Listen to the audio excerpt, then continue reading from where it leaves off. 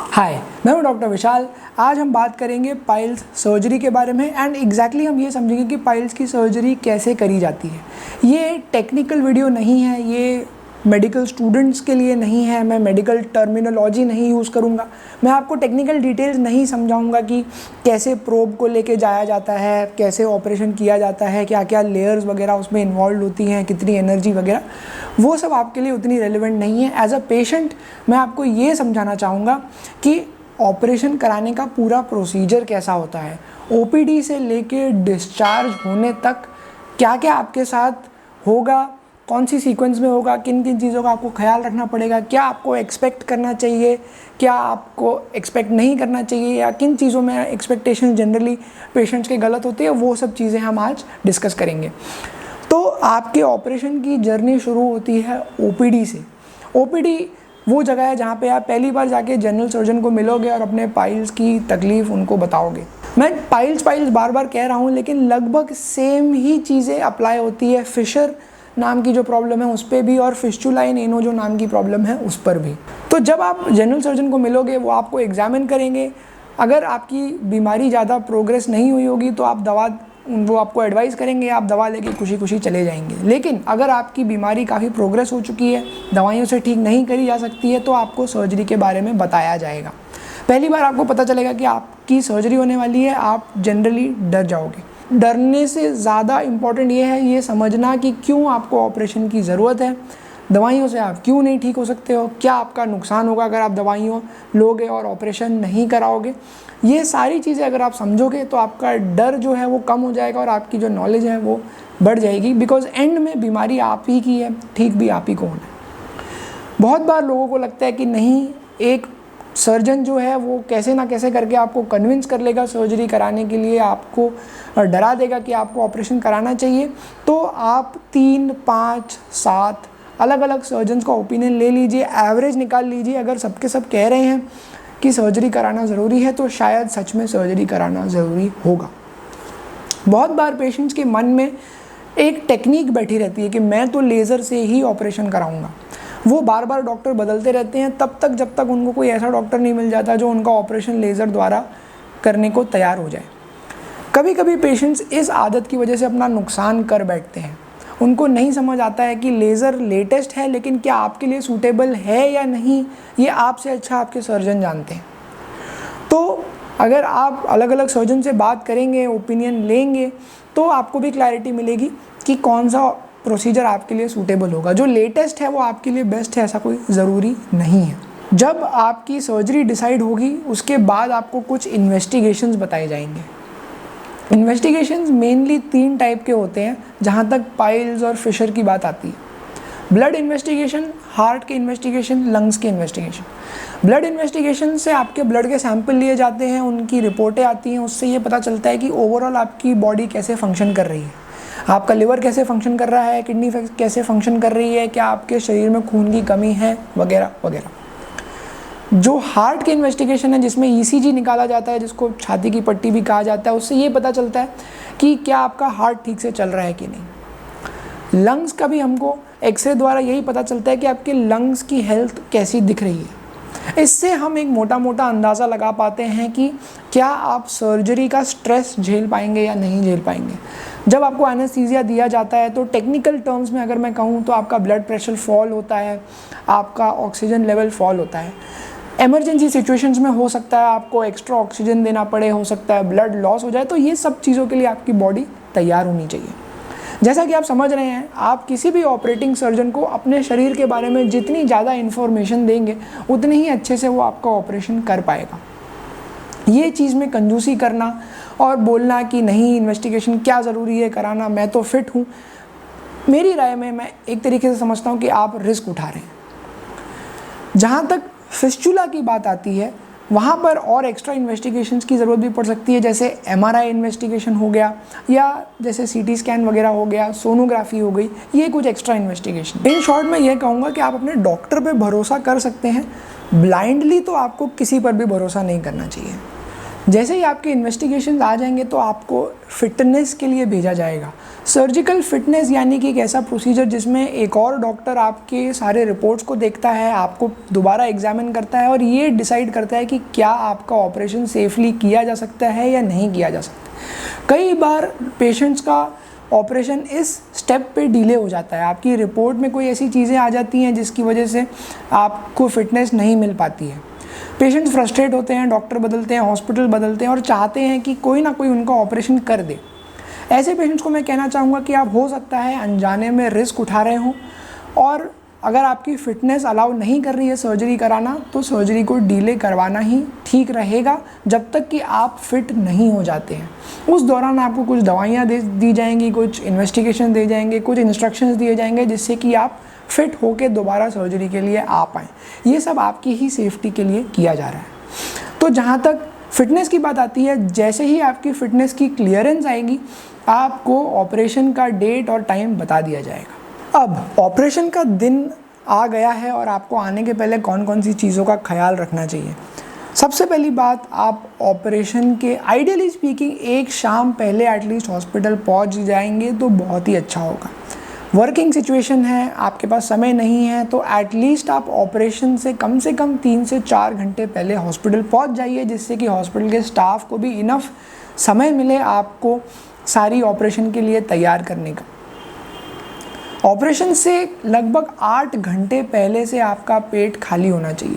खाली होने से मेरा मतलब है ना पानी जाएगा, ना प्रसाद जाएगा, ना कोई छोटा सा नाश्ता, ना चाय, ना बिस्किट, कुछ भी नहीं। ऑपरेशन से पहले नील बाय माउथ NPO नील पर ओरल होना बहुत ज़रूरी है। पेट खाली होना बहुत ज़रूरी है। अगेन ये आपकी सेफ्टी के लिए है।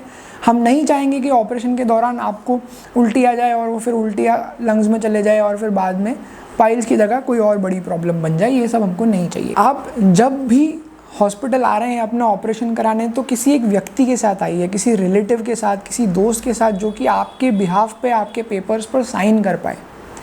अगर आप ऐसा नहीं करेंगे तो चांसेस है कि आपका ऑपरेशन कैंसिल हो सकता है और ऐसी सिचुएशन में हॉस्पिटल के साथ लड़ के कोई फ़ायदा नहीं होने वाला है। बिकॉज ये मेडिको लीगल रूल्स हैं कि पेशेंट का अकेले ऑपरेशन करना पॉसिबल नहीं है। अगर कोई इमरजेंसी ज़रूरत पड़ती है, कोई डिसीजन लेना पड़ता है तो आपके बिहाफ पे डिसीजन लेने वाला कोई व्यक्ति बाहर अवेलेबल होना चाहिए। जहाँ तक पाइल्स की बात आती है, फिशर की बात आती है, फिस्टुला सर्जरी की बात आती है, आपको हॉस्पिटल में रहने के लिए कम से कम 12 घंटे या ऑन एन एवरेज 24 घंटे हाथ में होने चाहिए। अगर आप आज शाम को एडमिट हो रहे हैं तो आपके पास कल दोपहर तक का या कल शाम तक का समय हाथ में होना ज़रूरी है, कम से कम एक अच्छी सर्जरी होने के लिए और ठीक से रिकवर होने के लिए। अब एक्चुअल सर्जरी कैसे करी जाती है, तो आपके सर्जरी का मान लीजिए समय आ गया है। सपोज़ आपकी सर्जरी है 11 बजे, तो आपको 10 बजे ऑपरेशन थिएटर की तरफ शिफ्ट किया जाएगा।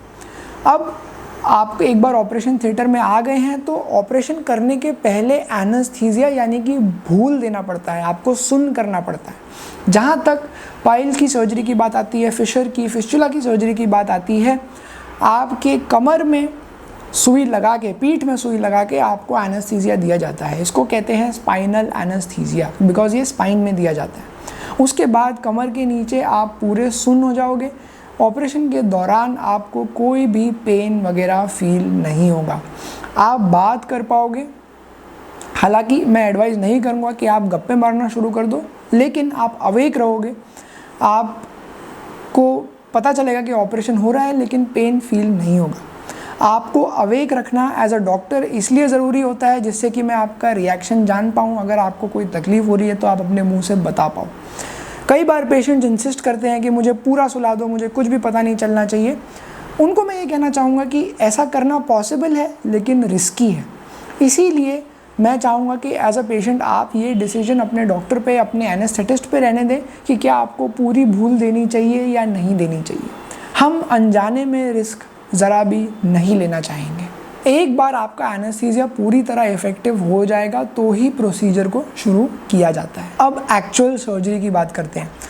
तो लेज़र द्वारा जब सर्जरी करी जाती है तो एक लेज़र की मशीन होती है जिससे एक वायर निकल के आता है लंबा सा, और मेरे हाथ में या सर्जन के हाथ में एक पेन जैसी चीज़ होती है जिसके टिप पे वो वायर से लेज़र की बीम निकल रही होती है। यही लेज़र की बीम से सारी सर्जरी करी जाती है। जहाँ तक पाइल्स की सर्जरी की बात आती है, जो पाइल्स हैं उनको एक तरीके से जला दिया जाता है, वो जल जाते हैं तो उनके अंदर से जो ब्लीडिंग होना है वो बंद हो जाती है। उनके अंदर का जो ल्यूमेन है, जो पाइल्स की रक्त वाहिका, जो वेन्स के अंदर जो छेद है जहाँ पे ब्लड जमा हो जाता था, वो फूल जाते थे, फिर वो फट जाता था, उससे ब्लड गिरता था। हम उसको पूरा जला के बंद कर देते हैं। जब वो बंद हो जाते हैं तो उनसे ब्लीडिंग होना भी बंद हो जाती है। पाइल्स अलग अलग किस्म के होते हैं, इंटरनल पाइल्स, एक्सटर्नल पाइल्स, मैंने वीडियोस बनाए हैं, आप देख सकते हैं। सारे ही तरीके के पाइल्स को लेज़र द्वारा ट्रीट किया जा सकता है। ऑपरेशन करने में लगभग 20 से 30 मिनट लगते हैं, डिपेंडिंग कौन सा प्रोसीजर है, कितना कॉम्प्लिकेटेड है। ऑपरेशन के दौरान जनरली ब्लीडिंग काफ़ी कम होती है, ये एक एडवांटेज है लेज़र यूज़ करने का। हालांकि हमें हमेशा प्रिपेयर्ड रहना चाहिए कि ब्लीडिंग ज़्यादा भी हो सकती है। ऑपरेशन ख़त्म तब होता है जब ब्लीडिंग पूरी तरह रोक दी जाती है एंड आपका जो एनल एरिया है जहाँ पे ऑपरेशन हुआ है वहाँ पर ड्रेसिंग करके कॉटन का पैड एक रखा जाता है, जो कि आपको ध्यान से अगले दिन घर जाने के पहले निकालना होता है या किसी स्टाफ या किसी नर्स की मदद से निकलवाना होता है। उसको हम एनल पैक कहते हैं। अब ऑपरेशन हो गया तो इसके बाद इमीडिएटली क्या होगा? जैसे ही ऑपरेशन ख़त्म होगा आपको अपने वार्ड में, अपने रूम में शिफ्ट किया जाएगा। आप बेड पे लेटे ही रहोगे बिकॉज आपके पैर अभी भी सुन्न होंगे। आने वाले 4 से 6 घंटे तक आपके पैर सुन्न ही रहेंगे। ये एनेस्थीसिया का असर धीरे धीरे उतरेगा। हो सकता है आपको यूरिन पास करने के लिए बाथरूम जाना पॉसिबल ना हो। इस कंडीशन में आप नर्स को बुला के कह सकते हो कि आपको या तो बेड पैन चाहिए और या तो फिर आपको फोलीज कैथेटराइजेशन करना पड़ेगा, यानी कि बेसिकली एक रबर ट्यूब होता है जो कि आपके पेशाब के रास्ते जाता है और आपको यूरिन पास करने में मदद करता है। ये इफ़ेक्ट अपने आप ही धीरे धीरे कम हो जाएगा। जहाँ तक पेन की बात है, आपको कोई भी पेन फील नहीं होगा ऑपरेशन के बाद आने वाले 4 से 6 घंटे तक। जैसे जैसे एनेस्थीसिया का असर उतरेगा वैसे वैसे आपके पैर के सेंसेशन वापस आने लगेंगे। आप अपने आप भी ये चेक कर सकते हैं, आप अपने घुटने हिला सकते हैं, अपने टोज़ को हिला सकते हैं और धीरे धीरे इनमें मूवमेंट वापस आने लगेगा। स्पाइनल एनेस्थीसिया के बाद में एज अ पेशेंट आपको एक चीज़ पता होनी चाहिए कि स्पाइनल हेडेक नाम की एक चीज़ होती है। स्पाइनल हेडेक मतलब क्या होता है कि जो भी पेशेंट का स्पाइनल एनेस्थीसिया दे के सर्जरी हुई है, चाहे वो कोई भी सर्जरी हुई हो, जैसे आप इस केस में हम पाइल्स की बात कर रहे हैं, तो जैसे ही अगर आप सर उठाओगे ऑपरेशन के बाद तो आपका सर दुखने लगेगा। और ये सिर्फ एक दिन के लिए नहीं दुखेगा, ये आने वाले कई दिनों तक दुख सकता है। अनफॉर्चुनेटली मेजॉरिटी दवाइयाँ इस टाइप के हेडेक को ठीक नहीं कर पाती हैं।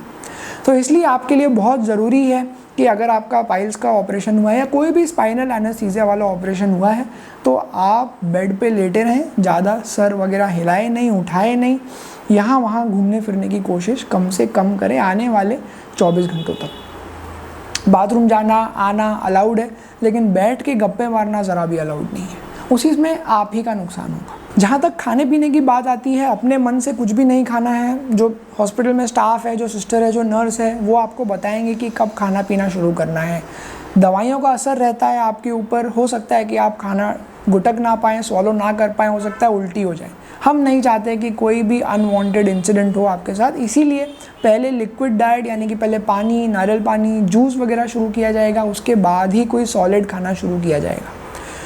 ऑपरेशन के बाद आपको काफ़ी सारी दवाइयाँ दी जाती हैं, antibiotic, pain killer, anti acidity दवाइयाँ वगैरह वगैरह। सारे पेशेंट्स का पहला क्वेश्चन यही होता है कि मैं चाय या बिस्किट कब ले सकता हूँ। एज अ पर्सनल प्रेफरेंस मैं चाहता हूँ कि सारे पेशेंट्स कोई फ्रूट या कोई जूस पिए जिससे कि उनको एसिडिटी ना हो, बिकॉज दवाइयों के कारण ऑलरेडी एसिडिटी होने के चांसेस काफ़ी बढ़ जाते हैं। तो मेरी रिकमेंडेशन यही रहेगी कि किसी भी ऑपरेशन के बाद आप अपना जो फास्ट है वो चाय बिस्किट से ना ब्रेक करें, बल्कि किसी फ्रूट से अगर करेंगे तो ज़्यादा अच्छा रहेगा। पाइल्स की जहाँ तक ऑपरेशन की बात आती है, आपके सर्जरी होने के बाद आपको पहला सॉलिड फूड खाने के बीच में लगभग 8 से 12 घंटे का समय निकल चुका होगा। एक बार आपने सॉलिड फूड खाना शुरू कर दिया है तो उसके बाद धीरे धीरे करके आपकी रिकवरी काफ़ी फास्ट हो जाएगी। हॉस्पिटल में डिस्चार्ज होने से पहले आपका एनल पैक निकलना ज़रूरी है, सिट्स बाथ होना ज़रूरी है एंड आपको ये पता होनी चाहिए कि कीगल्स एक्सरसाइज वगैरह कैसे करी जाती है। मैंने उस पर वीडियोस बनाए हैं, आप वो देख सकते हैं। ऑपरेशन के बाद आने वाले कुछ दिनों में थोड़ी बहुत ब्लीडिंग होना एक्सपेक्टेड है, इस बात से घबराना नहीं है। ब्लीडिंग धीरे धीरे कम हो जाएगी, रिकवरी आपकी धीरे धीरे फास्ट होने लगेगी। आप आने वाले 24 घंटों में ड्राइविंग करना अवॉइड कीजिए, कोई भी हैवी वर्क करना अवॉइड कीजिए, बिकॉज दवाइयों के असर की वजह से, डिहाइड्रेशन की वजह से हो सकता है आपको कमजोरी हो। जब आप घर पहुंच चुके हैं, 24 घंटे निकल चुके हैं, 48 आवर्स होने आ गए हैं, 2 दिन होने आ गए हैं, तब आप अपना बेसिक हाउस होल्ड काम शुरू कर सकते हैं। चलना फिरना, स्टेयर्स उतरना चढ़ना। मैं फिर भी यही कहूँगा कि 2 व्हीलर वगैरह चलाना आप और डिले कर सकते हैं। अगर आप वर्क फ्रॉम होम कर रहे हैं तो सारा कंप्यूटर रिलेटेड काम, घर की साफ़ सफाई वगैरह, ये सब दूसरे ही दिन से शुरू किया जा सकता है, इसमें कोई रोक टोक की बात नहीं है। पूरी रिकवरी होने में, आपको भूल जाने में कि आपका कोई भी ऑपरेशन हुआ था, आपको लगभग 4 से 6 हफ्ते लगेंगे ऑन एन एवरेज। ये डिपेंड करता है व्यक्ति की एज पे, उसकी बीमारी कितनी सीवियर थी, किस टाइप का ऑपरेशन हुआ है, कैसे उनकी बॉडी रिस्पॉन्ड करती है, क्या उनका न्यूट्रिशनल स्टेटस है, ये सबके लिए अलग रहता है, इसीलिए सबकी रिकवरी की स्पीड भी अलग होती है। आई होप इस वीडियो में मैंने आपके लेज़र पाइल्स और फिशर फिस्टुला से रिलेटेड काफ़ी सारे क्वेश्चंस आंसर कर दिए हों। इसके अलावा अगर और भी आपके पास कोई डाउट्स, कोई क्वेरीज़ हैं तो आप बेशक नीचे दिए गए लिंक पे हम कनेक्ट कर सकते हैं, आप कमेंट कर सकते हैं, ईमेल कर सकते हैं, एंड मैं उनको आंसर करने की कोशिश करूँगा। I will see you in the next video. Like, share, subscribe and all the best.